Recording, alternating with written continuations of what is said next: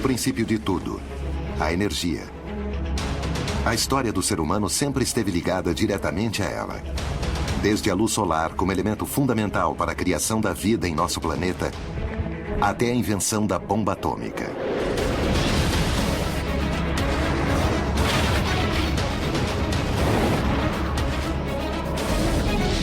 O ser humano aprendeu a explorar a energia, mas nunca imaginou que sua própria avareza o levaria a uma situação insustentável e sumamente perigosa.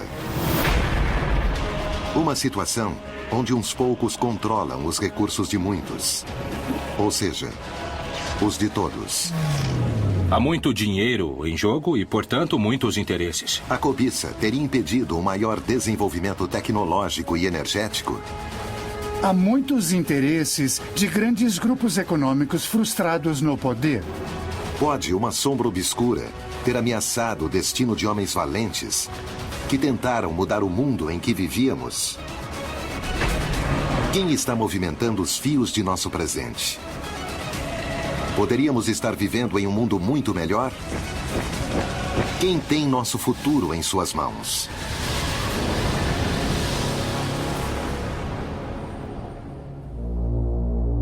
Tentaram enclausurar nosso conhecimento. Um conhecimento ao nosso alcance, mas oculto a olhos nus por um inimigo que supostamente se estende e permeia a indústria, os governos e os meios de comunicação. Fomos enganados? Se fizeram isso, por que não percebemos? Para obter as respostas adequadas, precisamos fazer as perguntas corretas. Por que dependemos de um recurso escasso que gera terríveis consequências? O planeta está em crise. O que houve com as pessoas que tentaram nos mostrar uma visão diferente do mundo? Vários homens lutaram e continuam lutando contra a incompreensão, a inveja e as ameaças e a sua privação de liberdade. Existem os que acreditam que houve uma conspiração contra seus projetos. Não resta dúvida de que foram atacados deliberadamente. Em suas vidas, pode estar a chave do que aconteceu com eles e do que está acontecendo conosco. Mentiras, traições, sabotagem e morte. Esta é a história dos sonhos e invenções de pessoas que enfrentaram os maiores obstáculos. E de pessoas que, como nós, talvez vivam enganadas sem saber. Mas, sobretudo, é a história do principal suspeito na sombra. O poder por trás da energia. Power.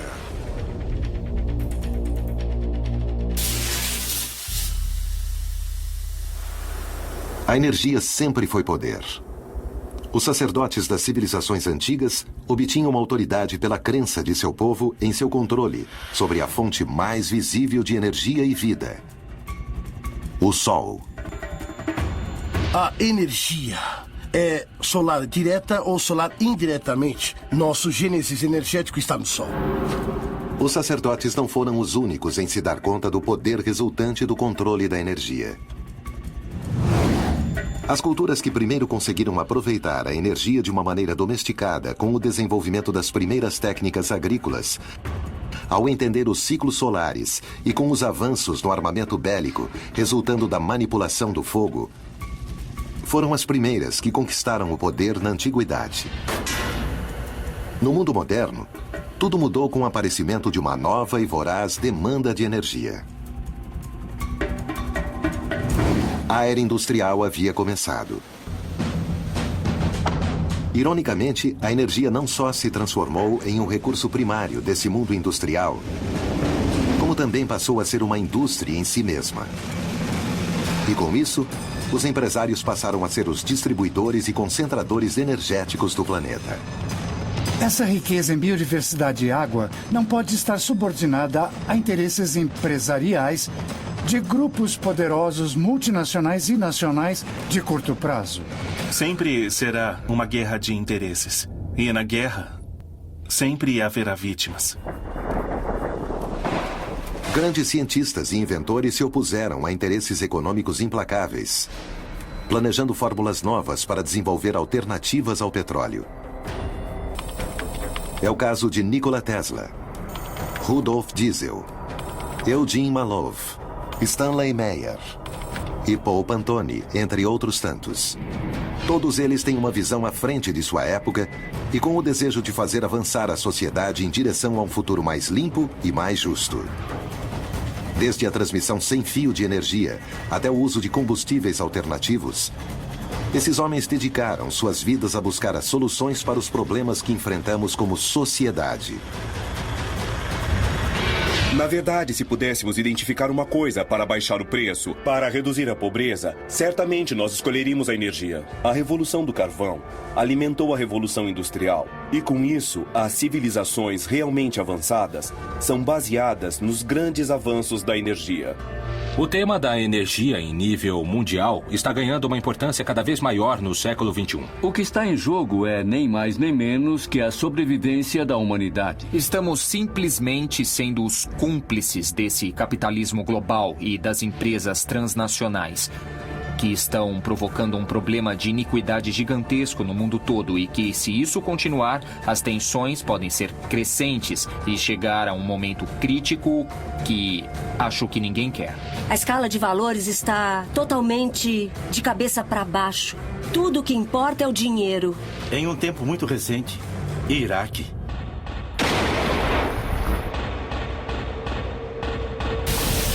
No entanto, existia uma pessoa que estava convencida de que manipular a energia não era uma arma de controle, mas a promessa de um mundo melhor.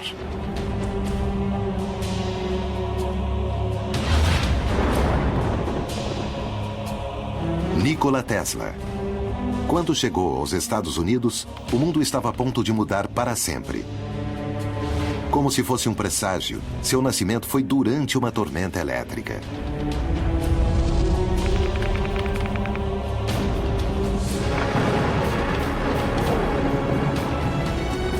Desde muito pequeno ele tinha visões, era meio místico e se imaginava no futuro controlando a água e controlando a eletricidade. Seu pai era sacerdote e queria que Nikola seguisse seus passos. Ele entrou em crise e esteve a ponto de morrer. Não permitiam que ele sonhasse. Intransigente com a vocação do filho, seu pai fez então um juramento. Se seu filho sobrevivesse, permitiria que ele estudasse engenharia. Tesla ouviu que se ele se recuperasse, poderia fazer o que ele desejasse. E então tomou a decisão de estudar engenharia. Tesla não era um estudante comum. Logo se destacou. E seus professores não entendiam a sua capacidade de realizar operações de cálculo avançado em sua mente. Essa mente poderosa o levou a vislumbrar o futuro. Durante uma visão, Tesla desenhou um diagrama de sua invenção na areia. Logo nasceria a corrente alternada, algo que usamos todos os dias no mundo todo para transmitir a luz elétrica.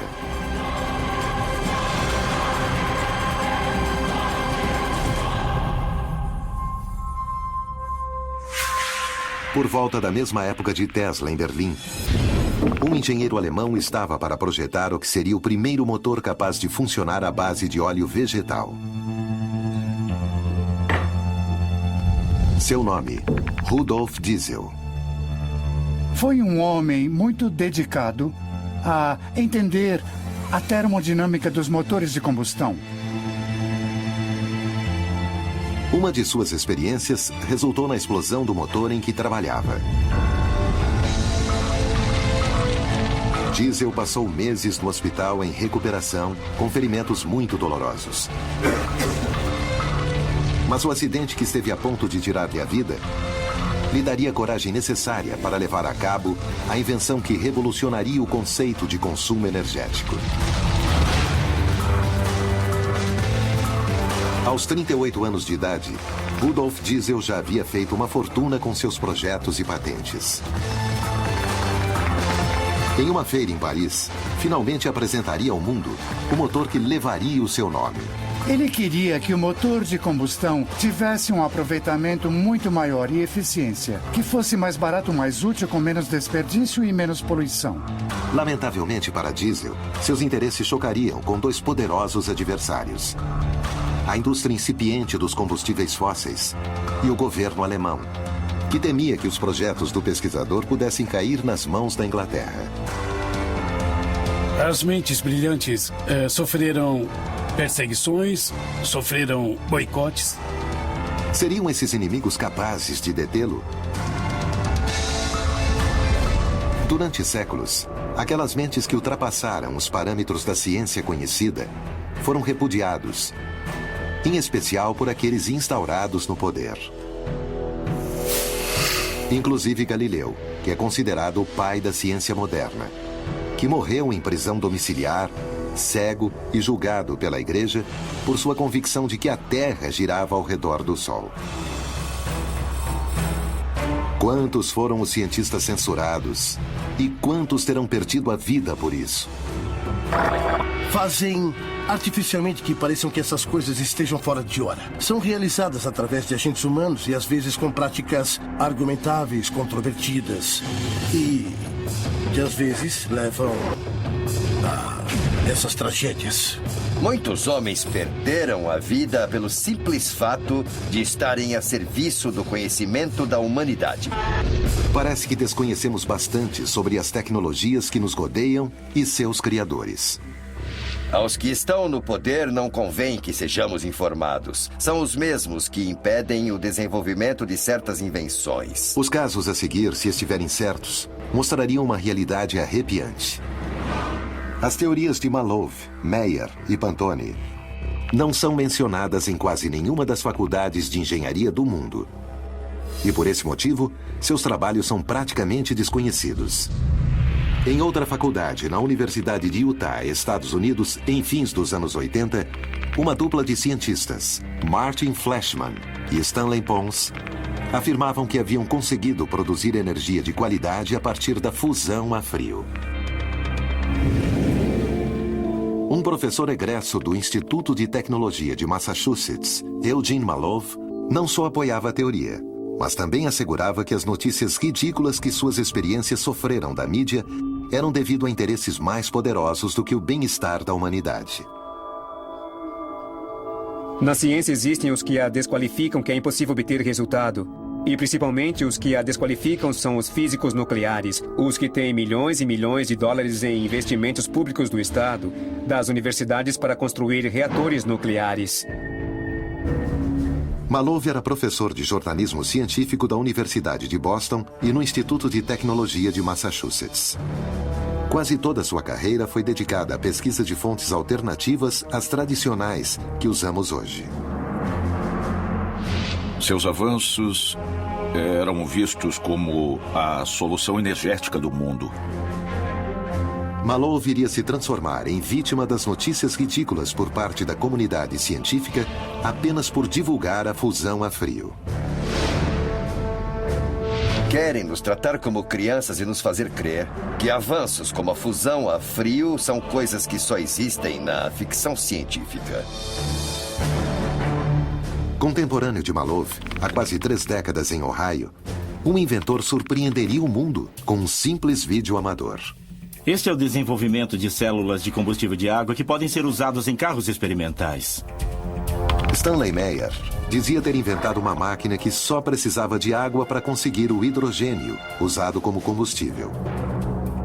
Suas pesquisas surgiram da preocupação que causou o embargo do petróleo de 1973 por parte dos Estados Árabes aos Estados Unidos e seus aliados.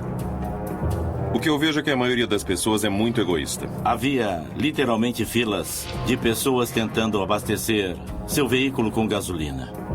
Os brasileiros foram testemunhos de como isso afetou seu país na década de 70, a ponto de ser o estopim para que o Brasil buscasse uma solução nos biocombustíveis. Até 1975, o Brasil dependia exclusivamente de importações de petróleo para manter seu sistema de transporte e indústria funcionando. A crise do embargo propiciou, no caso de Meyer, um patriótico desejo de buscar uma alternativa consistente aos combustíveis fósseis, dos quais já se sabia que não poderíamos depender por muito mais tempo. Nesse caso, depois de muitos anos de ser renegado com seu desenvolvimento, conseguiu legalizar patentes. Uma vida de luta. E ele seria reconhecido como inventor do ano pela prestigiosa edição do Who's Who in America. Stanley Meyer podia rodar até 150 quilômetros com 1 galão de hidrogênio sem poluir. Seu veículo impulsionado por água, na verdade, parecia uma espécie de Volkswagen. Era como um carro velho. Mas, basicamente, ele descobriu a forma de produzir combustível. Era hidrogênio, mas combustível a partir da água. Segundo Meyer, ele havia conseguido separar o hidrogênio do oxigênio na molécula de água, para posteriormente queimar o hidrogênio e fazer funcionar seu motor com um impacto quase imperceptível ao meio ambiente.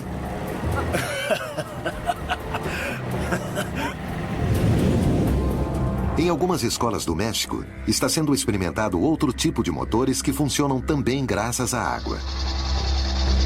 Por meio da informação obtida em planos disponíveis pela internet, foi possível recriar o motor Pantone, também conhecido como JIT. Paul Pantone, assim como Stanley Meyer, após a crise do petróleo, começou a se preocupar com o preço dos hidrocarburantes e decidiu fazer alguma coisa a respeito.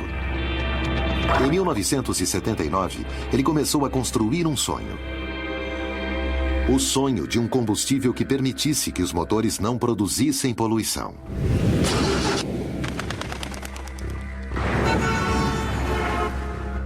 It is a miniature refinery, like I said, that atomically breaks down all the fuel in the chamber so that it's all used as energy with no pollution.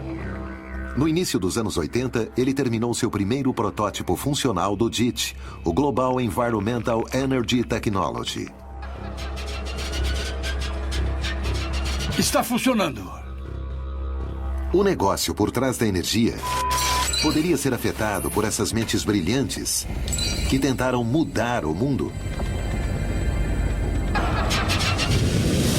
Sabotagens, conspirações, torturas psicológicas. Quando o poder se sente ameaçado, apela para qualquer recurso, desde que mantenha seu domínio, inclusive a morte. A avareza dos poderosos fez com que a exploração da energia entrasse em crise. Ameaças, traições e atentados impediram que os projetos em prol de um mundo melhor fossem realizados.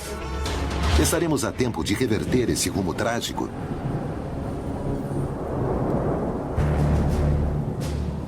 No conflito da energia, sempre houve dois lados.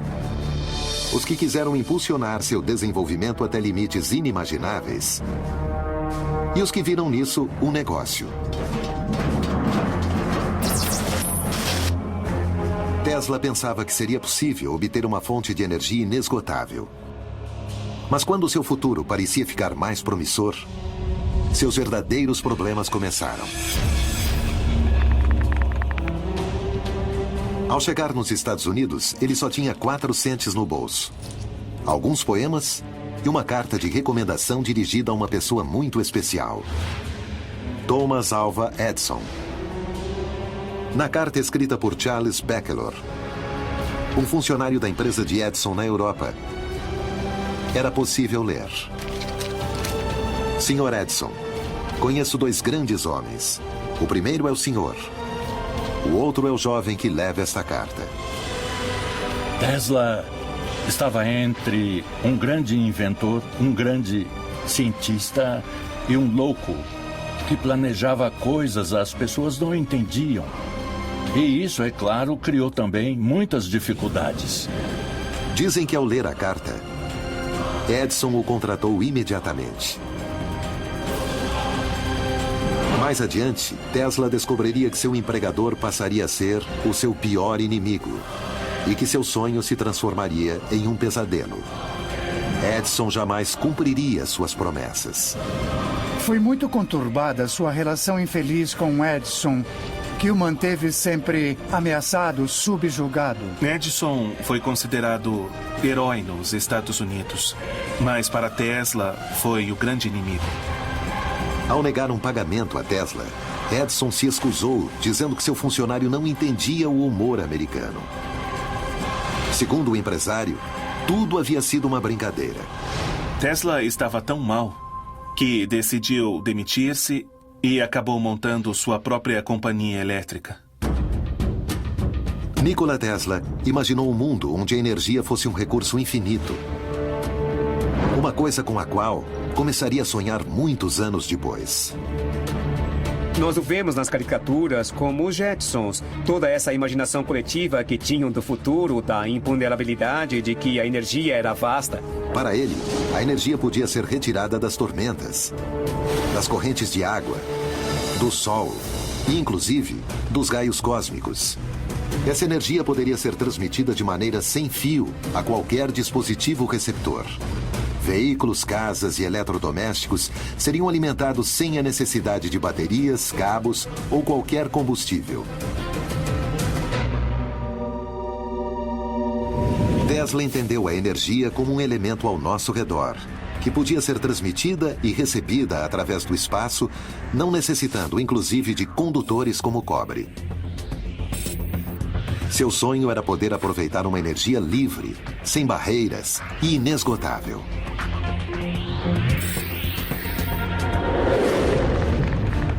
A torre Wardenclyffe, o projeto inacabado de Tesla, capaz de transferir eletricidade mediante ondas eletromagnéticas, caberia agora na palma da mão. Os telefones celulares que utilizamos hoje em dia talvez tivessem aparecido décadas antes, assim como os primeiros computadores. Nunca poderemos saber o que teria sido do mundo com Tesla se ele não tivesse sido menosprezado. Mas podemos imaginar. Necessitaríamos da fibra ótica para a internet? Como teria sido o desenvolvimento da rede se seu nascimento tivesse sido sem cabos? Na atualidade, na China, uma tecnologia conhecida como Li-Fi possibilitou a transmissão de dados da internet à distância através da luz. Com essa tecnologia, não vamos precisar de cabos e somente com um interruptor poderemos usar tranquilamente a internet. O legado de Tesla teria conectado a todos nós.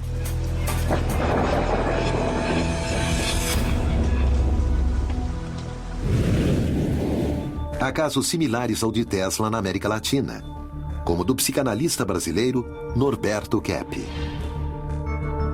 Esse pesquisador, assim como Tesla, acredita que a energia é algo que nos rodeia. Ele disse que o vácuo é repleto de energia. E o próprio vácuo é a energia. Os planetas, o corpo humano, a matéria não se sustentam no universo por causa de forças intrínsecas à própria matéria. Mas seriam sustentadas por uma energia que envolve a matéria. Dois engenheiros, César Sous e Roberto Frascari, decidiram pôr a revolucionária teoria do Dr. Kepp em prática, fabricando um motor muito versátil, que utiliza a energia que se encontra no ar e a matéria para o seu funcionamento. O motor Kepp pode substituir qualquer tipo de motor. Os que funcionam com velocidade, os que funcionam lentamente, os que têm maior torque, os que têm baixo torque e sempre com uma eficiência superior. Um motor que vai economizar de 70% a 90% da energia de que o Brasil precisa. O que é que impede ou evita que o motor Kepp seja conhecido e receba maior apoio? Agora nós fazemos isso com nossos próprios recursos e é muito difícil a gente conseguir sócios ou investidores nesse sentido, porque há muitos interesses envolvidos. Imaginem quantos interesses, quantas empresas, quantas multinacionais estariam envolvidas. Parece que as dificuldades encontradas por esses pesquisadores são sempre as mesmas. Suas descobertas são vistas mais como ameaças do que como avanços. Temos uma fonte de energia que é inesgotável, que não é poluente. Na América Latina, uma descoberta pode estar à altura ou inclusive superar em sua revelação as anteriores.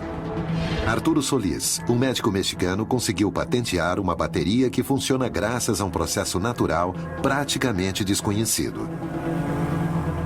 descobriu uma reação química que era desconhecida no ser humano, mas que é uma fonte de energia que é praticamente infinita. Porque a melanina, na presença da luz e da água, produz eletricidade durante centenas e centenas e centenas de anos. Considerada comumente como um pigmento, a melanina pode conter a chave do futuro? A primeira vez que pude acender um LED com baterias de melanina foi em 2006. E esse LED continua aceso dia e noite. E está aceso e continuará, já que a melanina é a substância mais estável que se conhece. Como isso poderia chegar a afetar nosso mundo? O que precisa de energia, podemos corrigir com a energia da fotossíntese. Na realidade, todas as fontes de energia são úteis, mas esta vai nos permitir, pela primeira vez na história da humanidade, iluminar a Terra sem aquecê-la. E isso muda totalmente o panorama. Por que, então, não foram feitas mais pesquisas neste campo? O que está acontecendo na atualidade? E o que podemos fazer quanto ao futuro? A fotossíntese representa uma ameaça para os interesses de alguns grupos? Mas é claro que sim. Quais são os principais obstáculos que eles enfrentam ao patentear suas invenções? O primeiro país que me concedeu a patente foi a Rússia. E foram 4 anos. O advogado de patentes dos Estados Unidos uma vez me explicou que os Estados Unidos haviam demorado tanto porque estavam revisando a patente secretamente do Departamento de Energia da agência. O investimento que eu tive de fazer foi todo do meu bolso, do meu trabalho diário.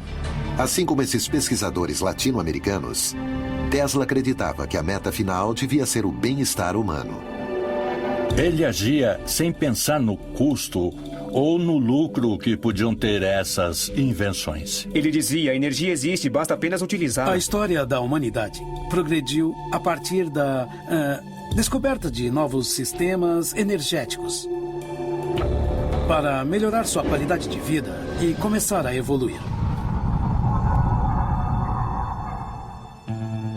Rudolf Diesel, embora talvez não fosse um revolucionário tão global quanto Tesla, também vislumbrou um mundo mais humano do que o que conhecemos hoje.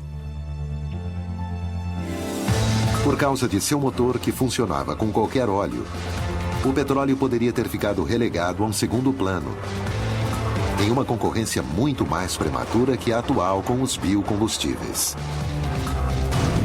As energias fósseis são consideradas energias sujas, entre aspas. A exploração, a pesquisa, gera impactos ambientais adversos muito importantes e para a saúde também.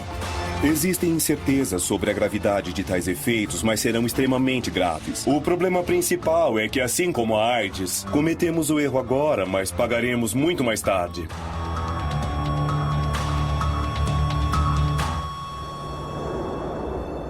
Antes de morrer, Diesel prognosticaria o seguinte: o uso de óleos vegetais como combustíveis pode parecer insignificante hoje. Mas esses óleos podem se transformar com o tempo em combustíveis tão importantes quanto o petróleo ou o carvão o são em nossos dias. O próprio Diesel chegou a fazer alguns ensaios, alguns testes com o óleo de amendoim. O mundo de Diesel teria sido similar ao Brasil atual, com uma matriz energética diversificada e balanceada entre os hidrocarbonetos e os biocombustíveis. Nós temos a produção de combustíveis líquidos como etanol, como biodiesel, que são produzidos dessa forma sustentável. Indubitavelmente, se diesel tivesse recebido o apoio de que precisava, teria transformado o uso da energia, porque teriam utilizado óleos vegetais em vez de petróleo. A atividade agrícola teria sido impulsionada seguramente pela natureza do combustível. Estaríamos utilizando o carvão do presente e não o carvão do passado. E além disso, teríamos um nível de poluição muito menor. Entrada da fábrica. Para entender o presente e poder planejar o futuro, primeiro devemos conhecer o passado. O nosso passado é obscuro. A energia significa poder fazer as coisas. E todo mundo precisa dela, a quer e a deseja. O historiador e político inglês Lord Acton disse certa vez: O poder corrompe, e o poder absoluto corrompe absolutamente. Ninguém encarnaria melhor o conceito de poder absoluto que J.G. Rockefeller e seu monopólio energético, a Standard Oil Company.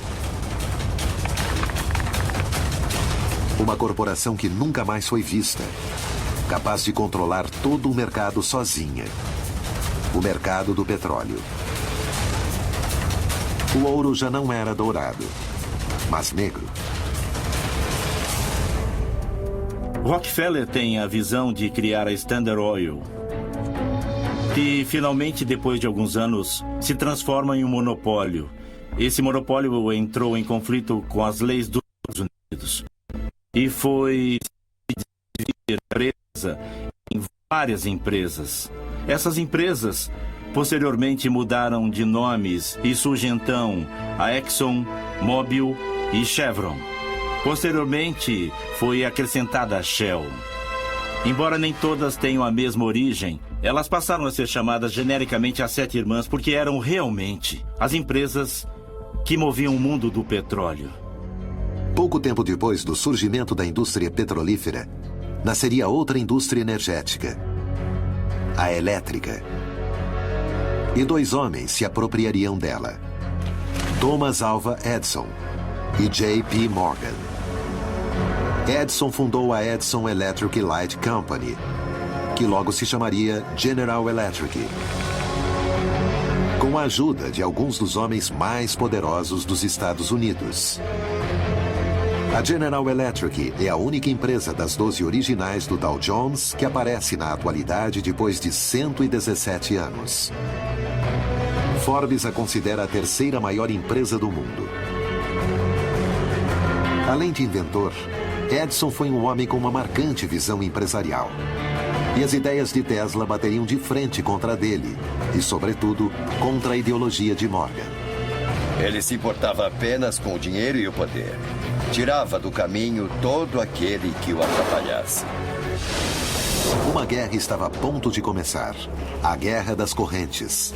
Edison e Morgan estavam dispostos a tudo para dominar o mercado. Mas Tesla lutaria para impor suas ideias. Diesel também decidiu enfrentar o poder, algo que poderia ter lhe custado sua própria vida.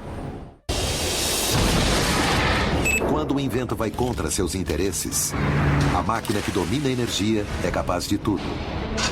No entanto, pesquisadores como Tesla e Diesel lutaram para impor suas ideias revolucionárias para melhorar o mundo, pondo em risco suas carreiras e suas próprias vidas.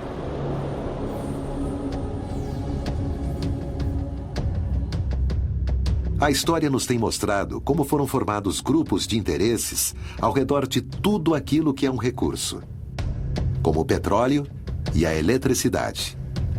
Há muitos motivos pelos quais é muito difícil progredir no que se chama pesquisa e desenvolvimento.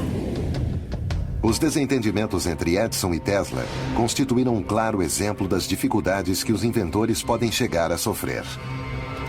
A relação entre eles se torna muito difícil quando Tesla cria o sistema de corrente alternada. A princípio, Edison não lhe dava muita atenção. Sua soberba o impediria de prever o que estava a ponto de acontecer. E a história diz que ele estava trabalhando, fazendo furos em Nova York para estender os cabos de máquinas de corrente direta de Edison. Tesla não suportou nem o caráter, nem as tarefas, nem o trabalho para o qual o haviam designado. Então ele se demitiu. Tesla obteve ajuda de um engenheiro empresário que acreditou nas vantagens de seu invento. George Westinghouse. As vantagens que oferecia a corrente alternada em comparação com a direta eram enormes. E Thomas Alva Edison começou a sentir que perdia terreno diante de Tesla.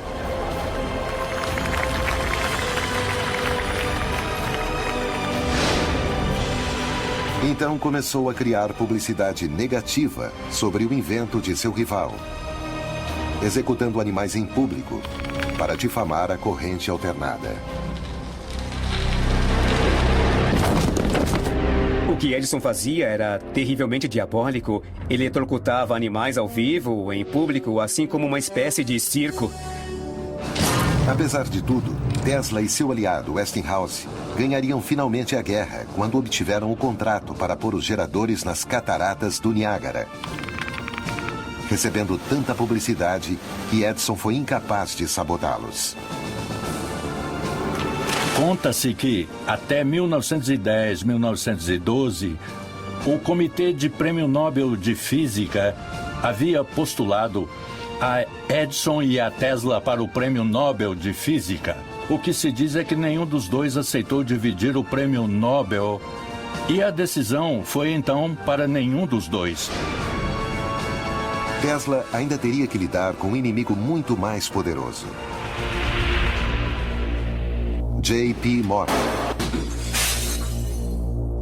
Rudolf Diesel também se chocaria com os interesses de duas indústrias gigantescas, a petrolífera e a militar. Havia nascido na França, havia passado a infância na França, foi mandado aos 12, 14 anos para a Alemanha. Então ele não estava casado com uma nação. Ele poderia aceitar a proposta da Inglaterra ou da França, que lhe ofereciam implementar seus motores em submarinos, e os alemães queriam adiantar-se a isso. O motor de diesel não só era muito mais eficiente energeticamente que o resto dos motores de sua época. Tinha a característica que podia funcionar com um combustível que podia ser obtido de vegetais. Isso dava ao motor diesel uma grande vantagem, mas ao mesmo tempo atrapalhava o crescimento econômico que as petroleiras poderiam projetar a partir da venda maciça das naftas.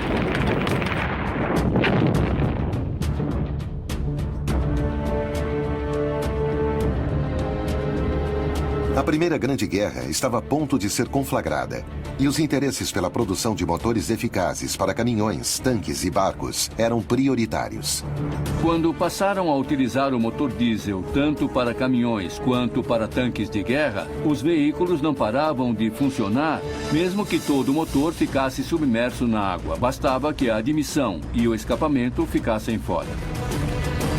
Os motores de diesel, devido às suas características, eram usados nos temidos submarinos alemães. A arma mais poderosa naquele momento. O inventor ignorava os perigos a que estava a ponto de se expor. O caso diesel é interessante porque mostra de que maneira, apesar das conspirações, finalmente a tecnologia pode terminar por se impor.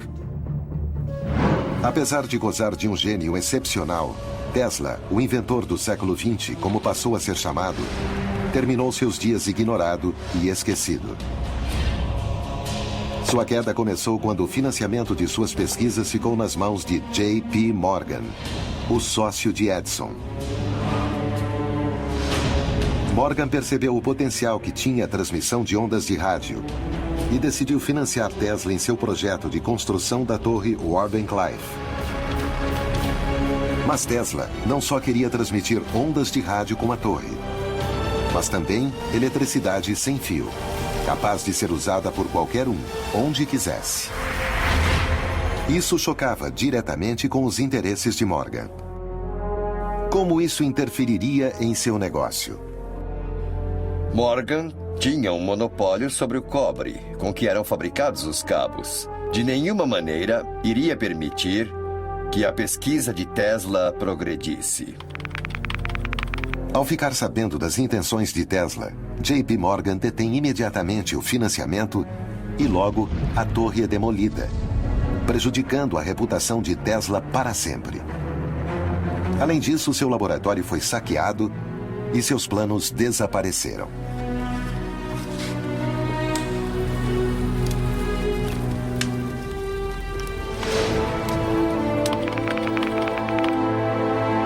Tesla passou seus últimos anos marginalizado pelo mundo da ciência. Tudo o que ele fazia era alimentar as pombas. O inventor acabou se refugiando na suíte 3327 do Hotel New Yorker.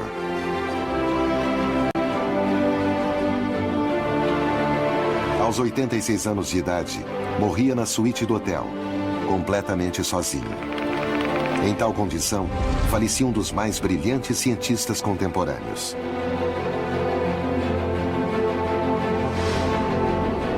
O certo é que para o mundo naquela época, era como se Tesla tivesse morrido há muito tempo. Sempre prejudicado por Edison e sua máquina de relações públicas, nunca teve seu merecido reconhecimento. Poucos dias depois, uma camareira o encontra morto no hotel de Nova York onde vivia e liga para o FBI. Naquela época, Hoover era o diretor do FBI e ele ordena que todos os pertences de Tesla sejam recolhidos imediatamente. E desde aquele momento, tudo relacionado a Tesla passa a ser top secret nos Estados Unidos, inclusive seu nome. Isso nos ocultou o verdadeiro alcance de seu legado. Tesla ficou totalmente ignorado. Ele saiu dos âmbitos universitários, acadêmicos, teóricos, filosóficos, não aparecia. Até que outra vez, estendendo sua pesquisa, e a importância de tais pesquisas é que outra vez voltou a nascer um mito e a história desse gênio da humanidade. Na era da informação, é cada vez mais fácil ter acesso ao conhecimento. Talvez hoje, o encobrimento não seria tão simples quanto antes. Já não se pode enganar todas as pessoas o tempo todo. Bem, também não se pode adiar e frustrar uma contribuição valiosa para sempre. Antes de morrer, Tesla disse enigmática e profeticamente: o presente é deles, mas o futuro pelo qual realmente trabalhei é meu. A quem se referia Tesla quando disse eles? Nunca saberemos se eles tiveram algo a ver com os misteriosos eventos que ocorreriam com diesel.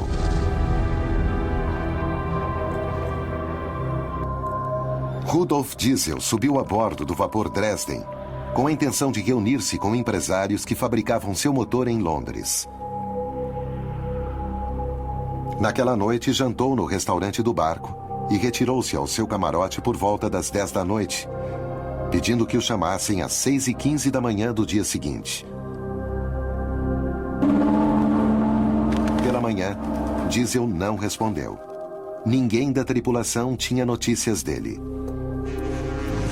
Dias depois, outra embarcação de origem holandesa encontrou o corpo sem vida de Rudolf Diesel flutuando na embocadura do rio Escalda. Em seguida, disseram que havia sido suicídio, pois se dizia que o cientista tinha problemas financeiros e de depressão. A morte que Diesel sofreu pode ter sido tramada por interesses do petróleo ou talvez por serviços de inteligência alemães ou ingleses. É possível encontrar o motivo de alguns alemães malvados que o queriam morto, com certeza. Que as circunstâncias de sua morte não foram as mais normais. As pessoas costumam morrer na cama. Rudolf Diesel começa com seu projeto em 1899. Em 1913, amanhece flutuando em um rio. Então, não há muito o que pensar, não, dos grandes interesses que existem no petróleo. O certo é que ele desapareceu, mas sua vida não. Qualquer que seja o motivo, Rudolf Diesel não viveu para ver o desenvolvimento de seu engenhoso invento. E nós jamais poderemos saber qual de suas teorias é certa. Antes de morrer, Diesel deixou por escrito sua visão de um futuro em que o petróleo não seria a indústria dominante. Ele via um futuro com combustíveis alternativos. Uma visão que é amplamente compartilhada por especialistas na América Latina. A América Latina tem a matriz energética mais limpa do mundo. Mas o motor de diesel, em princípio, funcionava com uma ampla variedade de combustíveis. Após sua morte, os motores diesel só se desenvolveram para funcionar exclusivamente com derivados do petróleo. Casualidade? Conspiração? Ou oportunismo? Um multimilionário se suicida, cai no rio. Isso tudo pelo dano que o dinheiro ia lhe causar? Não, eu acho que a teoria da conspiração é muito bonita, muito romântica e muito atrativa e que deve ser explorada. Mas não temos nenhuma prova, não tivemos nunca nenhuma confissão de um alemão, não tivemos nunca nenhum testemunho de nenhum fato criminal. Alguém o empurrou pela borda ou talvez ele tenha saltado. Não sabemos. Talvez nunca saibamos a verdade do que aconteceu a Diesel. Mas sabemos que ele não foi o único que sofreu um destino misterioso e trágico.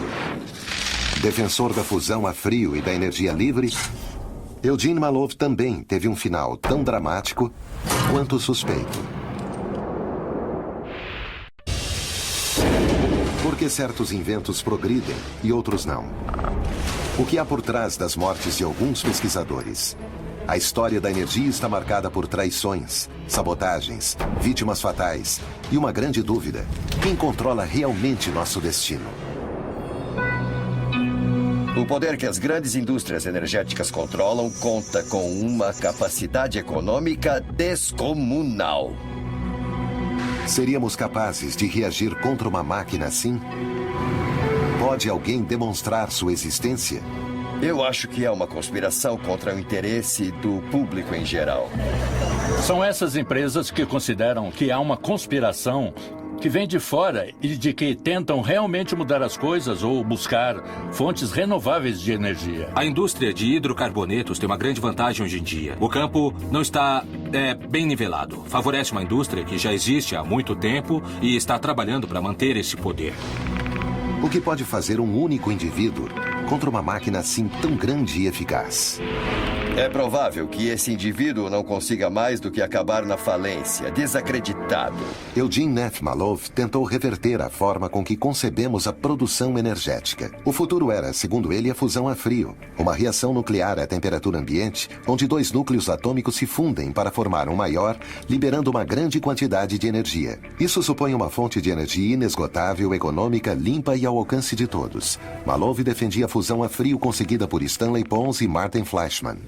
No ambiente universitário, etc., foi uma grande comoção. Em condições diluídas e com um sistema muito doméstico, eles conseguiram demonstrar e publicar que se gerava uma energia com um fenômeno de fusão de hidrogênio e hidrogênio a hélio, mas que ocorria em forma diluída com os hidrogênios que estavam na água.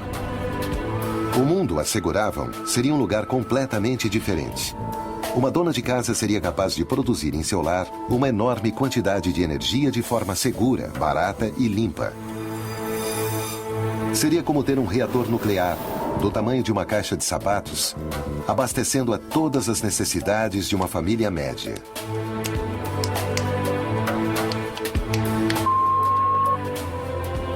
No entanto, o mundo acadêmico duvida da capacidade de reproduzir o fenômeno da fusão a frio.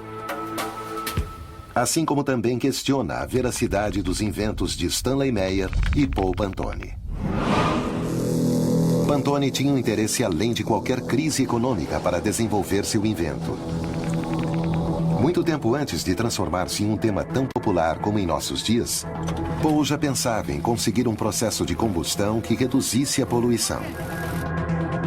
Queria criar um motor que cuidasse do ambiente.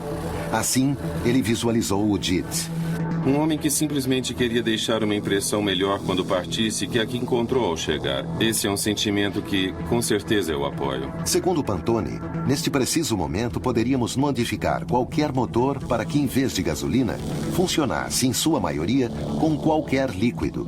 E só utilizaria uma pequena porcentagem de combustível convencional para a partida. Seu segredo, o plasma criado a vácuo. O que realmente ele desenvolve é o que chamam os engenheiros químicos um reformador de plasma. O plasma, muitos o identificam como o quarto estado de agregação da matéria. Parte da base de que o combustível pode ser mais bem condicionado para fazer a combustão. O agregado de água em alguns motores de combustão interna pode chegar a produzir diminuição na poluição. Nós temos que atender a uma nova restrição. E essa restrição tem a ver com a emissão de dióxido de carbono. E isso é uma coisa que com certeza tem que chegar a zero. Poderiam os motores de Pantone mudar o panorama de cidades como México e Santiago do Chile, melhorando a vida de milhões de pessoas? Há alguém nessas cidades que já está fazendo algo e não sabemos. Luiz Carlos Queiroz é um inventor mexicano que começou a sonhar com isso há alguns anos. Quando menino e via um carro funcionar, quando passava um carro levando pessoas, eu me admirava em pensar quem poderia imaginar como um carro funciona. Depois de estudar administração e trabalhar arduamente, o empreendedor mexicano por fim contava com os recursos para levar a cabo sua visão. Bom, chegou o momento, no ano 2000, precisamente em que ele disse, bem, eu quero realizar o meu sonho. A primeira coisa que queríamos fazer era um transporte público onde se levasse as pessoas, mudando o famoso bicitaxi por um veículo elétrico, já que o trabalho dos bicitaxis é um trabalho totalmente desumano. São 8, 10 horas, naquele pedacinho, sentado. E além disso, levando 200 quilos pelo menos, é desumano. O carro Q finalmente estava pronto. Seu projeto era simples e prático. Por que então as autoridades não deram maior impulso a esse invento, que parece resolver uma problemática tão evidente? Os diferentes governos no México não demonstravam o interesse em desenvolver energias sustentáveis. Falam de ecologia, mas a realidade é que quando nos aproximamos desses não, é melhor procurar outro empreendedor que invista. Por não haver leis para veículos elétricos, logicamente eles não podem circular antes que saiam as leis. O que é ridículo. O que impede que governos levem a cabo políticas para favorecer o meio ambiente de forma sistemática e mais eficiente. São setores inicialmente conservadores e que precisam fazer políticas de incentivo para que se decidam a fazer os investimentos para que aquela tecnologia mais eficiente de fato aconteça com os benefícios para a sociedade. Deve haver governos que estejam gerando normativas, benefícios para que as empresas invistam e também para dar lugar aos empreendedores. O tempo do governante é de 4, 5, 8 anos no máximo. Nesse tempo, ele necessita de renda rápida. Não lhe importa que dentro de 15, 20, 100, 1000 anos se deva estar pagando ainda os passivos ambientais e sociais que foram gerados por essas rendas que ele captou. Aqui está a incoerência dos tempos do governante, dos tempos da política, dos tempos da natureza.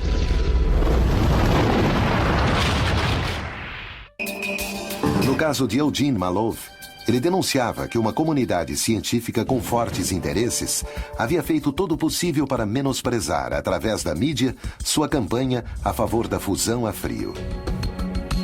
Malov quis mostrar ao mundo um invento que revolucionaria a maneira com que concebemos a energia, proporcionando-nos a tantas vezes imaginada energia livre. Mas, por acaso, era isso que desejava a comunidade científica? No caso de Malov, evidentemente a comunidade científica, nesse momento, jogou por terra seus projetos. É compreensível, considerando que essa era uma ideia revolucionária. Malov decidiu fundar a sua própria organização para a pesquisa da fusão a frio e as energias alternativas. Inclusive, escreveu uma carta à Casa Branca, expressando a sua fé absoluta no futuro da fusão a frio. Houve um vácuo, nesse momento, no qual ele não foi escutado, como tantos outros. Mas alguém não o ignorou. E Malov começou a receber ameaças para que parasse com sua pesquisa, ou sua vida correria perigo.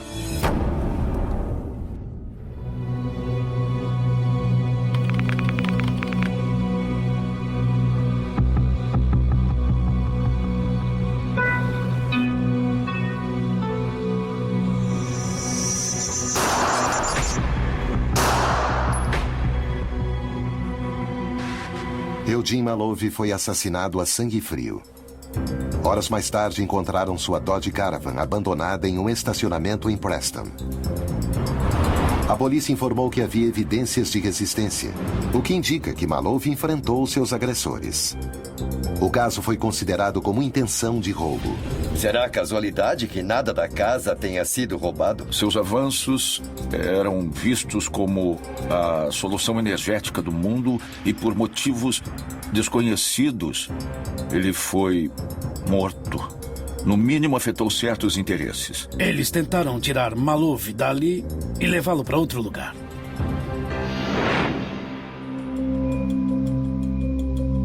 Atualmente são realizadas diversas experiências vinculadas à fusão a frio até por parte da própria NASA.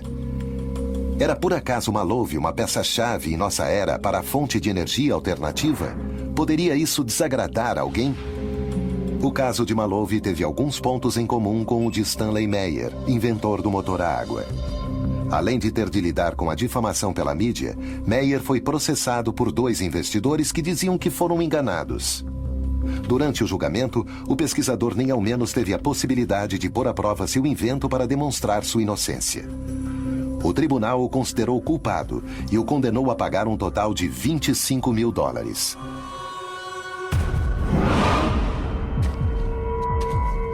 Segundo Meyer, um personagem obscuro, representando interesses do Oriente Médio, aproximou-se dele com uma proposta. Ofereceram a extravagante soma de $1 bilhão em troca da venda da sua patente para, em seguida, fazê-la desaparecer.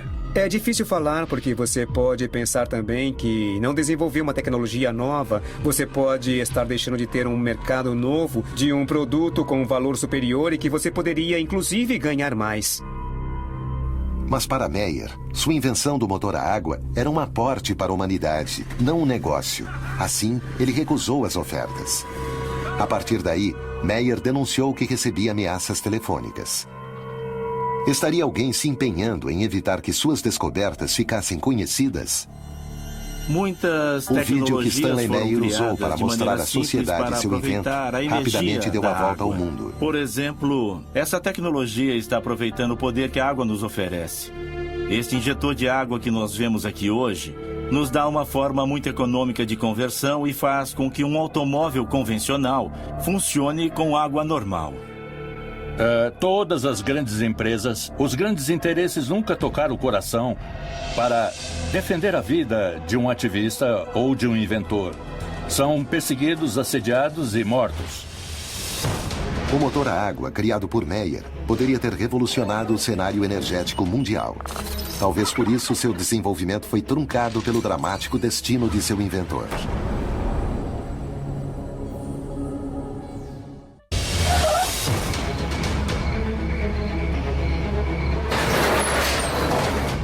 A história por trás do desenvolvimento energético inclui traições, sabotagens e perseguições àqueles inovadores que, com seus inventos, ameaçam o poder. Esses pesquisadores sempre sofrem misteriosos acidentes. Há uma conspiração contra aqueles que querem melhorar o mundo? Até onde é capaz de chegar o poder quando se sente em xeque?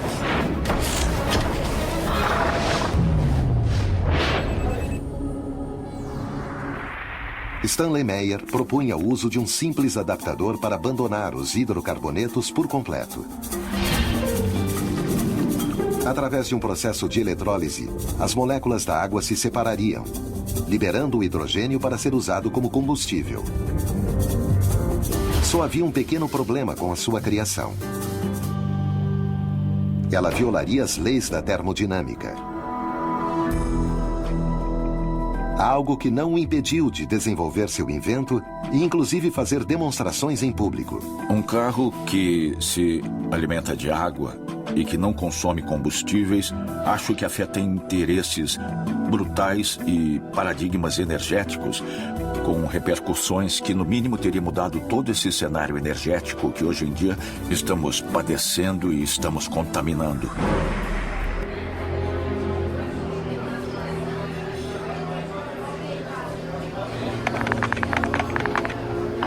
Stanley Meyer jantava em um restaurante em Grove City quando se encontrava à espera de uma reunião com investidores belgas.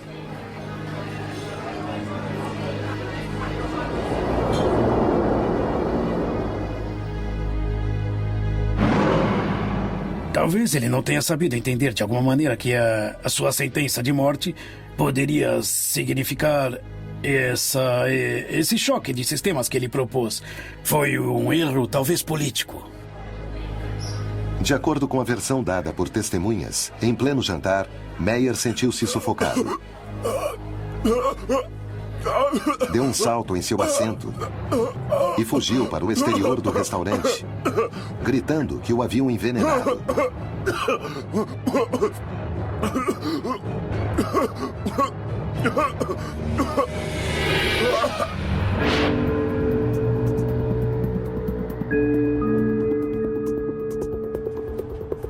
Os clientes e empregados do lugar o encontraram morto no estacionamento. Nunca chegou ao carro e também não chegou a realizar seu sonho. Se estivessem certas as afirmações de Meyer, o mundo não teria de enfrentar a perspectiva de um apocalipse energético por escassez de recursos. O hidrogênio é o elemento mais abundante do universo. Uma fonte praticamente inesgotável de energia. O hidrogênio pode ser uma fonte inesgotável, porque o hidrogênio é retirado da água. O hidrogênio se apresenta como um portador de energia capaz de ser transportada, ser utilizada no momento necessário e ser armazenada para os tempos de escassez. O hidrogênio é um combustível limpo. É o combustível mais limpo porque não gera dióxido de carbono. E sua combustão, uma vez que gera energia, transforma o hidrogênio em água. Somos conscientes do que acontece ao nosso redor? Foram desacreditadas tecnologias mais avançadas que as que temos à nossa disposição? Nesse caso, quem financiou os estudos científicos que as desautorizam? Temos pesquisado de onde vêm esses estudos, quem está pagando para que os cientistas participem de tudo isso. E isso sai de uma indústria. Talvez veja a indústria do combustível renovável como um desafio. Do que nos privaram? Por que nossos governos não disseram nada a respeito? É muito fácil sentar-se e ter o tempo todo muitíssimo dinheiro, receber todos os dias muitíssimo dinheiro de petróleos mexicanos como parte de seu orçamento e o resto importa muito pouco. E é aí que estamos realmente envolvidos na América Latina e que claramente há grupos que estão no poder, que preferem o lucro rápido sem levar na devida consideração os custos ambientais e sociais que muitos desses projetos podem ter. O que aconteceria se os pesquisadores recebessem grandes somas de dinheiro para desenvolver seus inventos? Se houver algum lucro, as coisas se fazem sem nenhum problema. A candidatura brasileira à Copa do Mundo resultou que em Brasília fosse construído o primeiro estádio de futebol totalmente autônomo em termos energéticos e com zero de emissões. Este projeto tem uma característica única. Eu creio que, no atual momento, talvez seja o mais importante estádio até então construído. A nossa preocupação foi desenvolver uma arquitetura que reduzisse todos os custos para a manutenção do estádio, e isso ao longo de todo o tempo. O estádio se abastece de energia solar. Além disso, uma membrana no teto se encarrega de reter a poluição que é produzida no lugar. Suas zonas verdes se abastecerão de água recolhida da chuva. E todos os seus espaços estarão habilitados de maneira que entre grande quantidade de luz natural. Por isso é que eu afirmo que realmente esse projeto é hoje, sem sombra de dúvida, o mais moderno, o mais, tecnologicamente falando, o mais completo. Talvez nas próximas Copas do Mundo e, Olimpíadas e etc., isso possa ser incorporado nos novos estádios. Segundo se fala sobre Paul Pantone, quando ele criou seu processador multicarburantes, JIT, se viu rapidamente angustiado por uma série de manobras legais para acabar com seus avanços.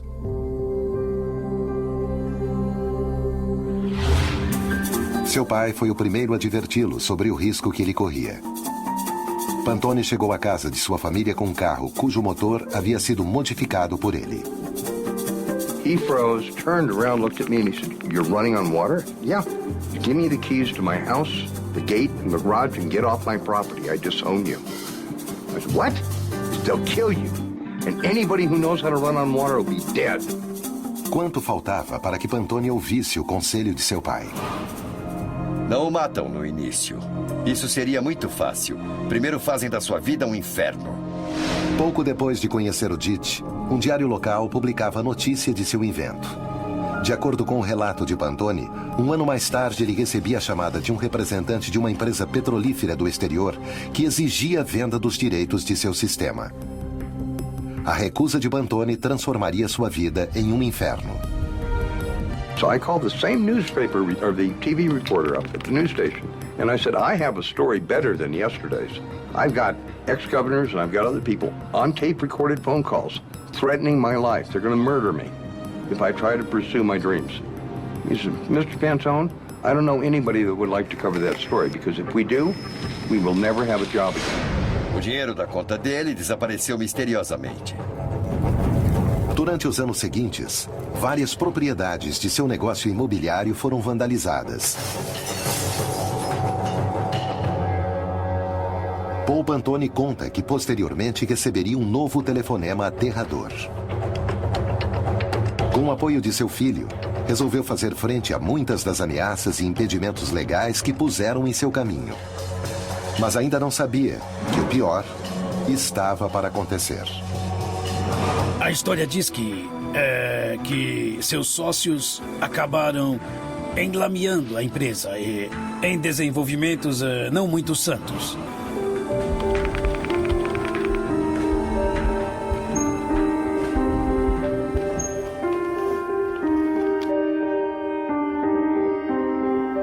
Seria o estado de Utah o lugar ideal para iniciar um processo legal contra Pantone e assim levá-lo à miséria?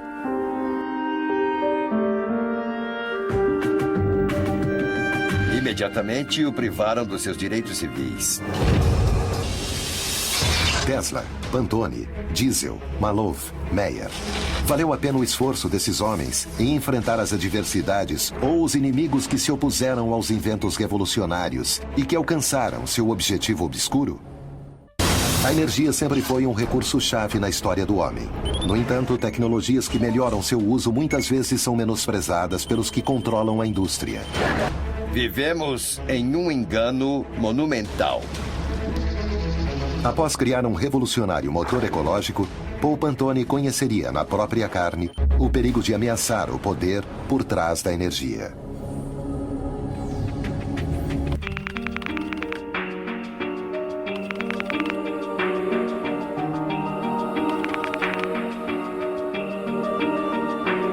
O mundo geralmente celebra tudo aquilo que represente um avanço para a humanidade. Os inventores mais criativos, no entanto, muitas vezes são dificultados no desenvolvimento de suas obras. O primeiro problema que tem os sonhadores, eu diria que é como acreditamos tanto no que vamos fazer, pensamos que as outras pessoas também vão vê-lo positivamente. Meu primeiro equívoco foi acreditar que conseguir o carro e fazê-los funcionar, todos iam querer ajudar. E todo mundo ficaria feliz. Na verdade, o que necessitamos é de um grande salto. O que necessitamos são milagres energéticos. E quando uso a palavra milagre, eu não quero dizer que seja impossível. O que eu estou falando é que nós precisamos desse grande salto imediatamente. No México, José Antônio Urbano Castelán trabalha no campo da energia solar para alcançar esse nobre objetivo. Gosto de um reator nuclear que se encontra a 150 milhões de quilômetros e que nós chamamos de Sol. Por que, se no México temos tanto Sol, não exploramos como tal? Sim, temos muito petróleo. É verdade que extraí-lo nos custa $3 e podemos vendê-lo a 90.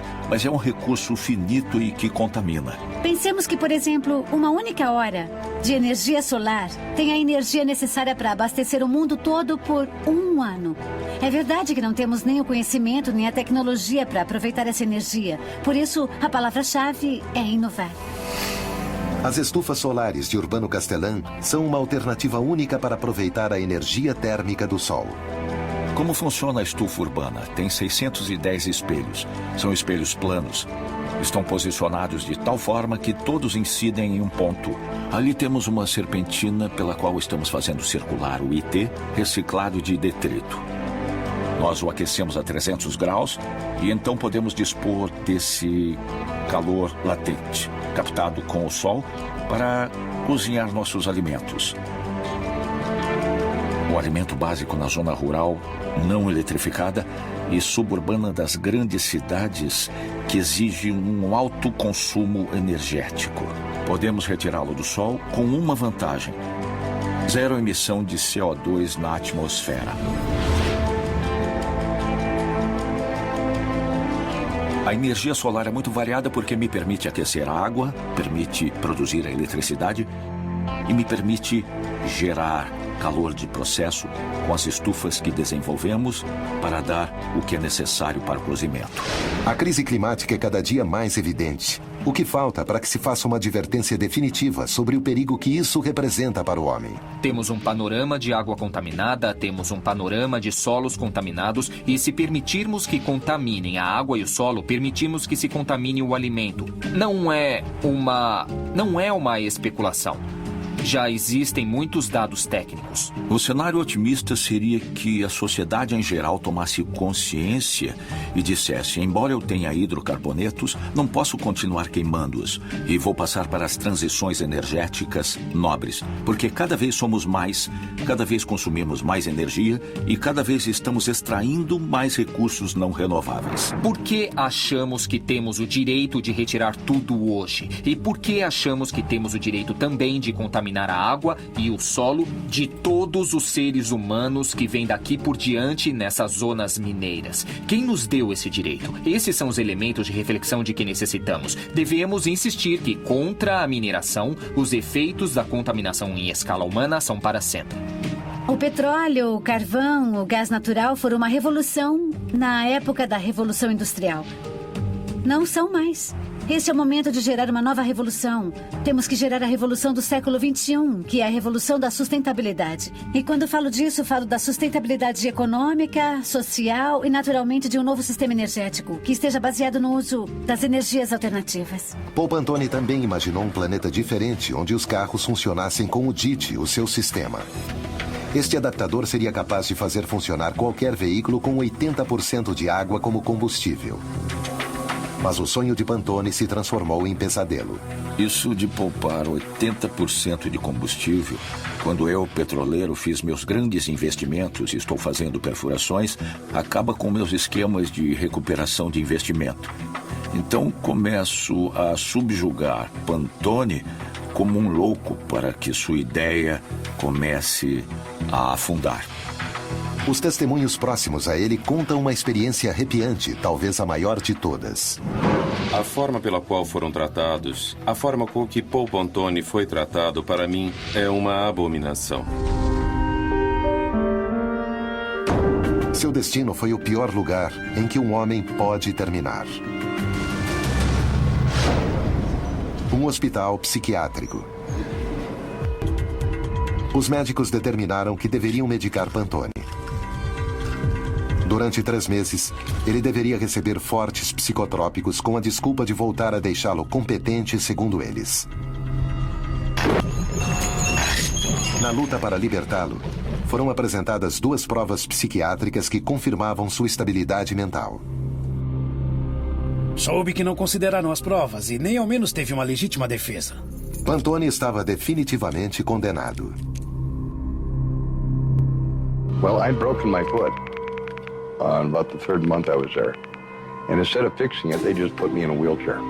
When I couldn't walk anymore, that was it. Put him in a wheelchair. Still didn't want to fix it. They drilled out every tooth. Then they had to go in and cut the gums. And when they saw teeth growing in again, they got really upset. So then they took me to a surgeon, and they ground down the bone, and then sewed it all back up. Ele sofreu muitas pressões e várias torturas psicológicas. E terminaram fazendo com que ele merecesse o lugar onde estava. Embora resistisse e não tomasse seus medicamentos por temer ver afetadas suas faculdades mentais, o futuro de Pantone se desenhava nele. Pressentia que não ia durar muito mais tempo. Toda a esperança parecia perdida. Finalmente, seu filho David conseguiu chamar a atenção de um senador. Ao ver a falta de assistência médica e as condições em que Pantone se encontrava, o congressista entrou imediatamente em ação.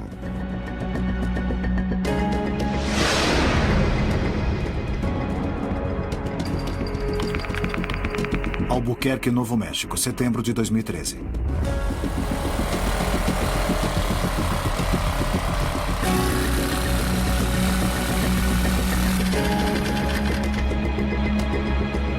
Isso vai na minha mesa, no lado direito.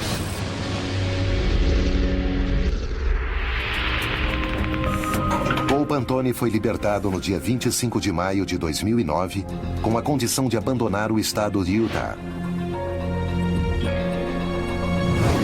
Eu me senti traído. Contratei um advogado após outro. Passei por 12 ou 13 advogados. Todos levavam o meu dinheiro. Diziam que me representariam, mas depois voltavam e me diziam: a única forma de representá-lo é você me dar sua patente. E isso não ia acontecer. Enquanto a crise climática cresce, o poder por trás da energia usa todos os seus recursos para manter seu domínio. Qual é o caminho para sair dessa encruzilhada?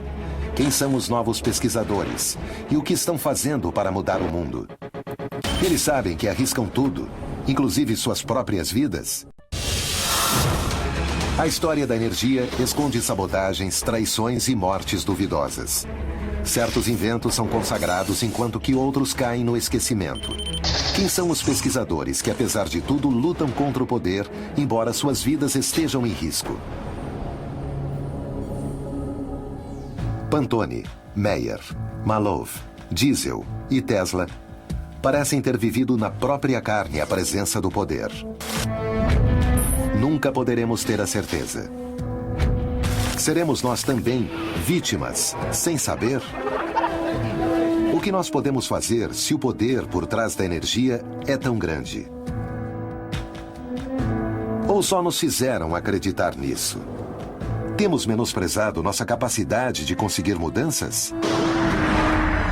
E o papel dos cidadãos é fundamental. Nós precisamos entender que as pessoas têm o poder, o povo é quem tem a última palavra. Temos que conseguir maiores fundos para a pesquisa. Necessitamos dos incentivos do mercado. Necessitamos difundir a mensagem. Um avanço energético, com toda certeza, é o mais importante. Nunca antes foi mais fácil conseguir isso. Graças a tecnologias digitais, o fluxo de informação é tal que a censura é praticamente impossível. Mas entre tanta informação, onde procurar? Por onde começar?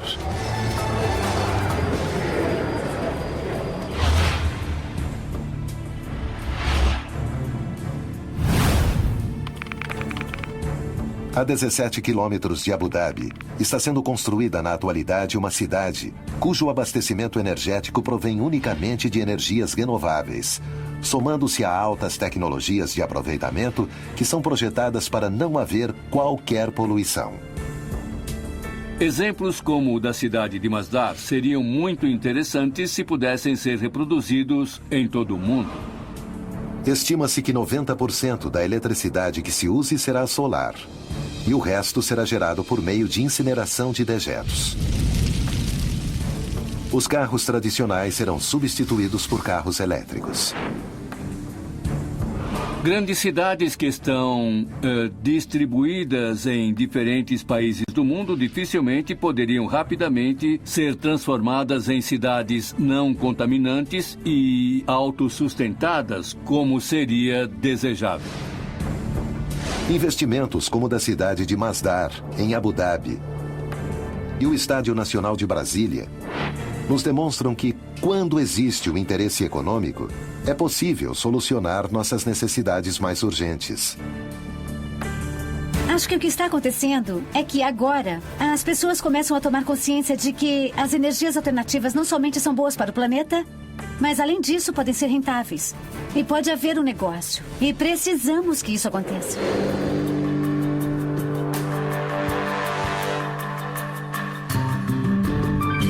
Estamos às portas de poder conquistar essa massa crítica. nós mesmos também mudaremos nossa maneira de ver o mundo para viver uma nova humanidade, para viver as energias limpas, para viver novas economias e aproveitando as energias que efetivamente são infinitas, que o universo nos oferece, mas aproveitando-as de uma maneira mais amorosa e coletiva. Aplicar isso de forma maciça vai levar tempo. Vai ser um tempo muito bem empregado. E, além disso, muito interessante porque estamos abrindo um novo panorama, completamente diferente. Temos novos desafios para resolver para os próximos 1000 anos. Na verdade, nós somos o problema. Somos nós que geramos a crise ambiental. E é importante tomar consciência disso. Não há como jogar a culpa nem nas empresas, nem nos governos. Somos nós. O importante é assumir essa responsabilidade. Porque os governos fabricados por essas empresas, por exemplo, quem os usa? Somos nós. Então, nós somos o problema, mas também somos a solução.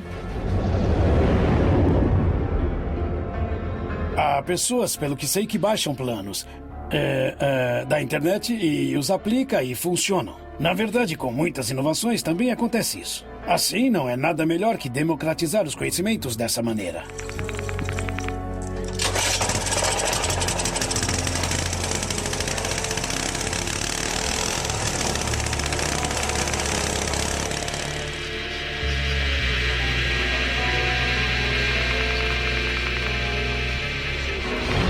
Todos esses inventos, muitos dos quais podemos baixar hoje através da web, não mostram outra coisa além da grande capacidade criativa do espírito humano de melhorar a qualidade de vida. E isso se faz a partir de ideias, desenvolvimentos, alguns dos quais chegam a um porto seguro e se transformam em verdadeiras realizações tecnológicas. Felizmente, o futuro que Tesla, Maloof, Diesel, Meyer e Pantone vislumbraram poderia estar cada dia mais perto de ser realizado. A Tesla Motors produz na atualidade veículos elétricos de alta gama. Mas o desejo dessa empresa, criada em homenagem ao homem que mais lutou para pôr a energia ao alcance de todos, é chegar ao mercado maciço com um automóvel de preço acessível.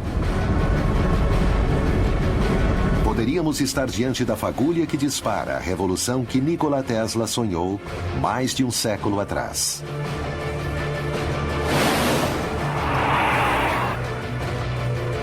Eu costumava participar de um jogo com meu filho menor, David. Eu lhe dizia, preciso que você me diga qualquer invento que você imagine, qualquer coisa que se lembre. Diga-me uma coisa muito original a partir da sua imaginação. Eu fiz isso até ele completar 11 anos e meio. Ele não só me deu 21 inventos em 10 minutos, mas também me contou como seriam os comerciais para lançar cada um. Meu Deus, que foi que eu criei? Eu perguntava a mim mesmo, será possível fazer com que uma criança de 11 anos lance ideias sem mais nem menos? Por que não estamos animando as crianças a serem inventores, em lugar de dizer-lhes que só podem fazer o que diz o livro? Talvez, como enunciam, o futuro será muito diferente do que a humanidade sonha. Os transportes serão outros. As economias e os governos sofrerão mudanças. E as energias limpas ganharão terreno. O importante é saber que no universo, a energia reina em tudo, inclusive no homem. O único capaz de modificar sua própria realidade. Poderemos algum dia encontrar uma fonte de energia que substitua o petróleo?